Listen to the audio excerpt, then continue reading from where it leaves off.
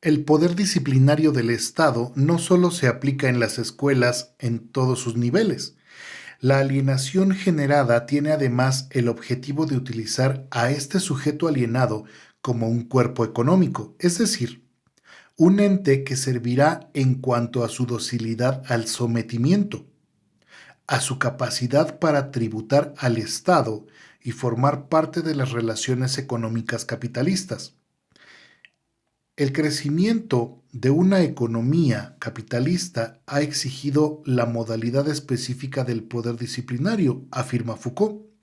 cuyas fórmulas generales, los procedimientos de sumisión de las fuerzas y de los cuerpos, a lo que llama la anatomía política en una palabra, pueden ser puestos en acción a través de los regímenes políticos, de los aparatos o de las instituciones muy diversas. Ahora bien, hay que tener presente que a partir de la etapa de la escuela expansiva, por allá de la década de los 50, las relaciones económicas se enfocaron en el capitalismo, de tal forma que las relaciones de poder ideológico sobre los hombres ya no solo se consideraban como un medio represivo y de ejemplaridad para demostrar la capacidad punitiva del Estado. Derivado de ello, las políticas globalizadoras utilizaron a la modernidad y la transición del mundo de la producción de bienes y dieron una gran importancia también al sector económico de prestación de servicios. Las universidades tienen un papel preponderante en esta relación económica con la que egresaron a sus profesionistas, ya que al no existir una distinción en cuanto a las habilidades, aptitudes y competencias laborales derivado de la uniformación de planes y de programas que se establece por el Estado, no existe realmente una distinción significativa en las capacidades de las fuerzas laborales. Las mutaciones tecnológicas que nos referencia Foucault, por ejemplo, en las que se nos habla del aparato de producción, división de trabajo y elaboración de procedimientos disciplinarios,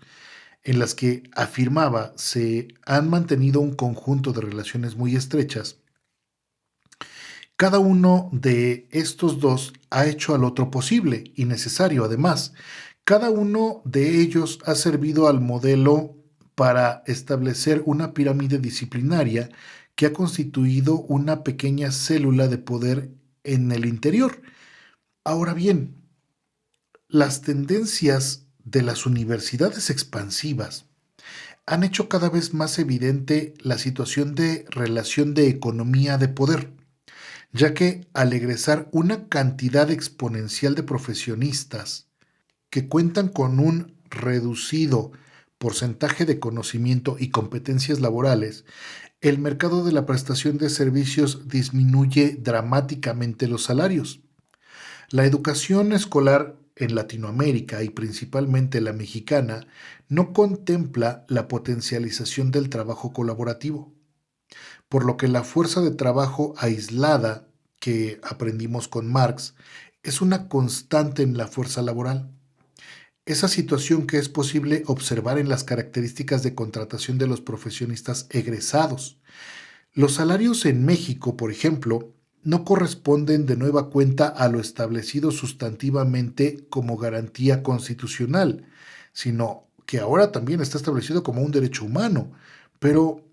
encontramos que hay una separación diametralmente opuesta entre esa ley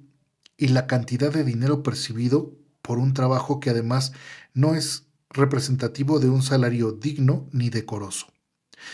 Las universidades públicas, por su parte, cumplen su deber también de investigación y lo ejecutan, investigan lo que pueden y lo que deben. Pero, por ejemplo, las universidades expansivas, en su gran mayoría, pagan solo por lo que les interesa investigar y desarrollar como líneas de conocimiento. Un ejemplo de ello es el trabajo de Philip Zimbardo, quien actualmente es un reconocido psicólogo, y él realizó el experimento de la simulación de prisión de la Universidad de Stanford, allá por 1971. En esta investigación, que estuvo auspiciada por el gobierno de Estados Unidos, el objetivo era revelar la relación de cesión de poder de sujetos sin perfiles específicos a otros a los que se les nombró autoridades. El solo hecho de apalabrar la autoridad de otros genera un proceso mental de simbolización en el que los sujetos asumen roles de dominante y sometidos. No obstante, la cuestión diferencial entre lo moralmente aceptable y lo no moral es variable, dependiendo del contexto en el cual se coloque a los sujetos.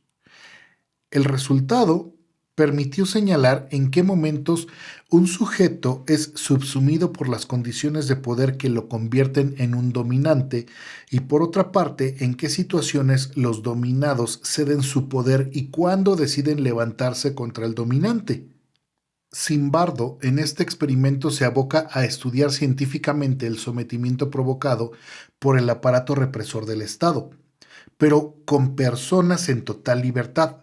encontrando similitudes en cuanto a las justificaciones implementadas en el sistema carcelario, como la violencia desencadenada por los sujetos legitimados para establecer el orden, y la violencia utilizada por los reos para evitar ser humillados. En este punto es muy clara la diferencia en la actual sociedad de la información contra la falaz creencia de vivir en una sociedad del conocimiento. La disminución psíquica o anulación ideológica del sujeto comienza con los niveles educativos superiores excesivamente pobres. Actualmente existen generaciones de profesionistas con doctorado que no perciben más de 5,000 pesos mexicanos, equivalentes en 2022 aproximadamente a $250 americanos, situación que genera pobreza, sometimiento psicológico, histeria y frustración por la incapacidad de contratación y una oferta laboral devaluada. Si bien la modernidad aceleró el cambio de producción de bienes y dio mayor importancia a la prestación de servicios, posterior a la emergencia sanitaria por la pandemia, la automatización y digitalización de servicios excluyó a las profesiones y dio prevalencia a la automatización de servicios digitales, posiblemente como antesala de una actualización de aparatos ideológicos del Estado.